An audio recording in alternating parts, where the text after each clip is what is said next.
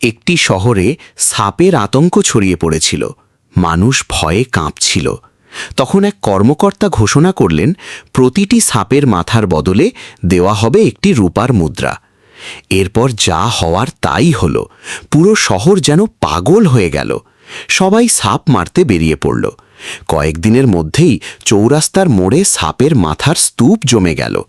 কিন্তু অদ্ভুত ব্যাপার ছিল, পুরস্কার নিতে আসা মানুষের সংখ্যা কমার বদলে আরও বাড়তেই থাকল। কর্তার সন্দেহ হল। তিনি পুরো শহরে তল্লাশি চালালেন।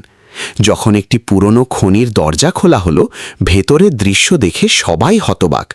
শহরের লোকেরাই নিজেরাই সাপ পালন করছে, ডিম ফুটিয়ে বড় করছে, আর বড় হলেই মেরে এনে পুরস্কার নিচ্ছে।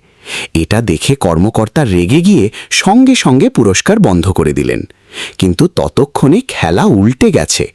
ক্ষতি এড়াতে মানুষ তাদের সব খাঁচা খুলে দিল এবং হাজার হাজার সাপ আবার শহরে ছেড়ে দিল। এক রাতেই সমস্যা আগের চেয়ে অনেক গুণ বেড়ে গেল।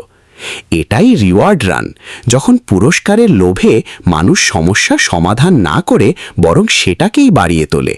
আর যখন কোনো সিস্টেমে শুধু পুরস্কারই সবকিছু হয়ে যায়, তখন সেই সমাধানই সবচেয়ে বড় সমস্যায় পরিণত হয়।